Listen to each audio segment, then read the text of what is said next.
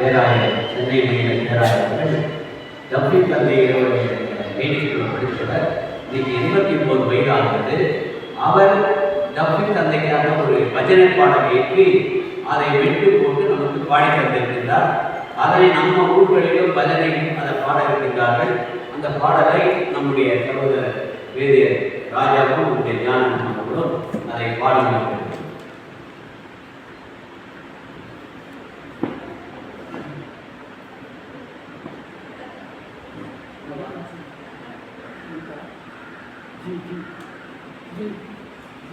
எங்கள் மனதில் என்றும் வாழ்க எண்ணில்லாதவர்கள் எண்ணில் பொழிக. எங்கள் மனதில் என்றும் வாழ்க நாடும் எண்ணில்லாதவர்கள் எண்ணில் பொழிக. தந்தை தாமஸ் தாவன் நம்பியாக முந்தேது அவையில் சேவார் புகழ் பெறுவார். தாமஸ் தாவன் நம்பியாக முந்தன் திரு அவையில் சேவார் புகழ் பெறுவார்.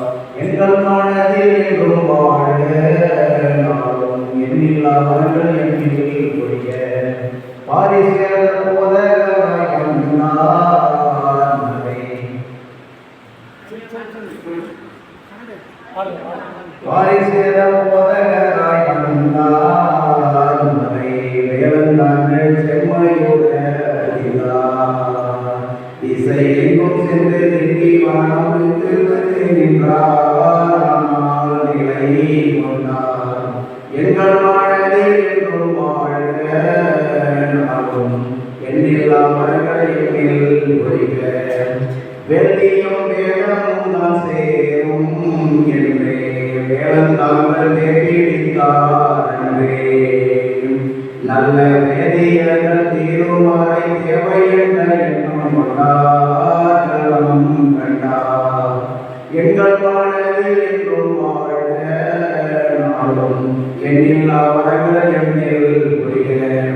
கல்விப்படி ஒன்று என கண்டாரை கண்ணென கருத்தில் நின்று வாழ்ந்தார். வழி காட்டி சென்ற அவர் புனிதம் பெறவே ஒன்றாய் நின்று சேர்வோம் கரம் குடிப்போம். எங்கள் மனதில் என்றும் வாழ்க நாடும் எண்ணில்லாதவர்கள் எண்ணில் பொழிக. தந்தை தாமஸ் தாவன் நம்பியாக முந்திரு அவையில் சேவார் புகழ் பெறுவார்.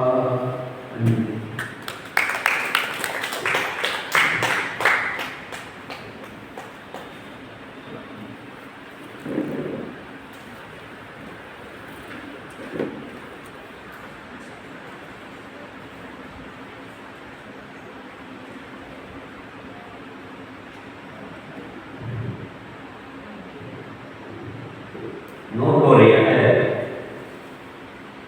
தேசம் கடந்து நம் இறை சித்தத்தால் நம் மண்ணிற்கு வந்த தந்தை டப்பி அவர்கள் பற்றிய இந்த நிகழ்வு ஒரு ஆண்டு முடிய போகிறது. ஜூன் மாதம் நாங்கள் 300 நபர்களை சேர்த்து ஜபக்குழுவாக நினைவிடத்தில் ஆரம்பித்தோம்.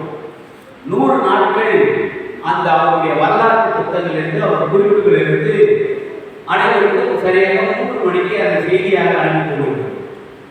அதுக்கடுத்து தந்தை அவர்கள் ஆலோசனை பெறி யூடியூப்ல பதிவு செய்து 200 நபர்கள் திருவண்ணாமலை, செங்கல்பட்டு, பாண்டி, மறைமாநில பகுதிகள் சார்ந்து 200 நபர்களை தந்தை அவர்களால் வற்புறுத்தல் எப்படி என் தந்தையானார், என் தந்தை எப்படி அவர் ஆசிரியரானார், உபதேசியரானார் என்று பல பதிவுகளை, உயிரோட்டமான ஒரு பதிவுகளை பதிவு செய்தார்கள். அது நம்ம இந்த கூட்டத்திலும் இருந்திருக்கிறார்.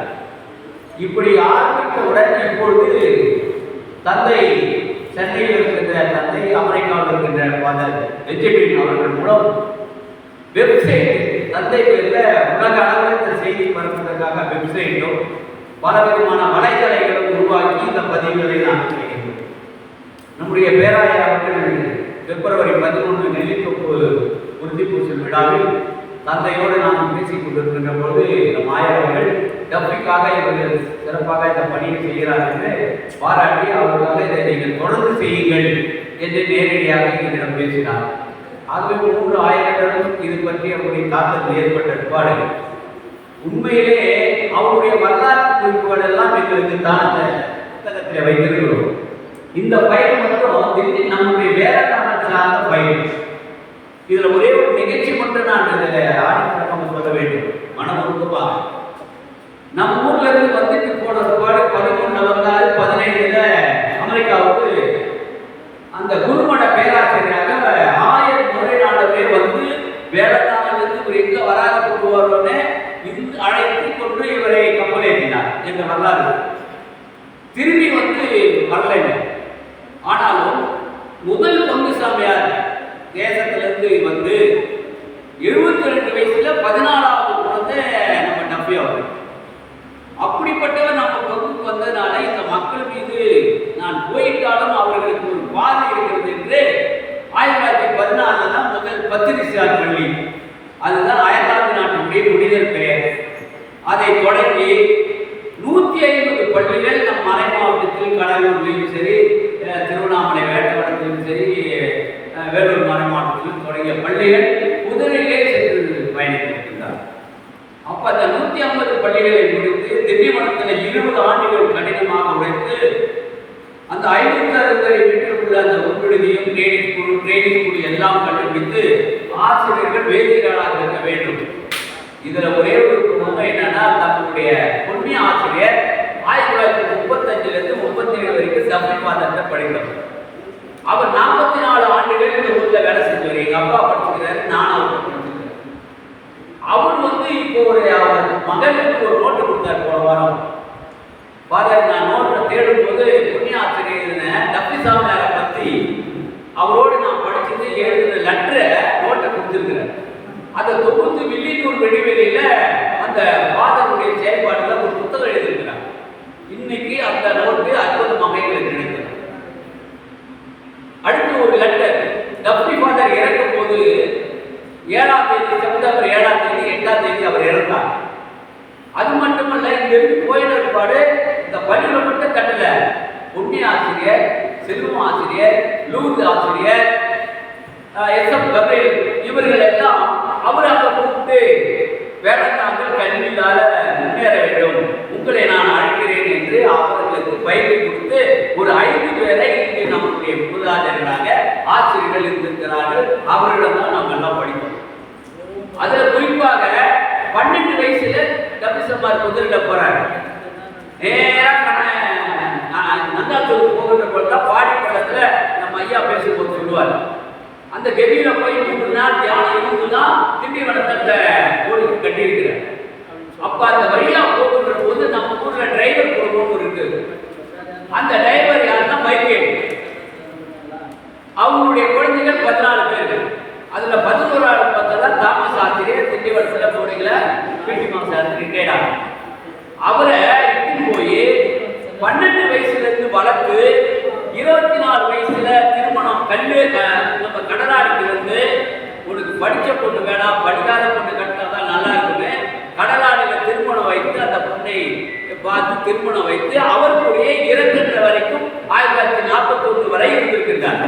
அப்ப அவர் இருக்கும்போது அந்த ஓப்பலேஜ் வீடை கட்டி கொடுத்து எங்க போனாலும் அவருக்கு அவருடைய அந்த டிரைவர் அவர் தான் மைக்கேல் கேட்டு தான் உள்ளவார். அவரோடு அவர் பயணித்த புகைப்படங்கள் தம்பி காட்டுப்பாங்க. இந்த வரலாற்று படங்கள் அவர் காலத்துல டப்பி அவர்களுடைய போட்ட படங்கள் யாருக்கும் கிடைக்கப்படாத படங்களை அவருடைய தந்தையிடமிருந்து பெற்றுக் கொடுத்தார். அந்த பெரிய புத்தகத்தை இதுதான் ஃபாதர் கபால் டப்பியுடைய சுயசரிதை. 560 பக்கம் 20 வேலைகள். ஒரிஜினல் புத்தகம் இதுதான்.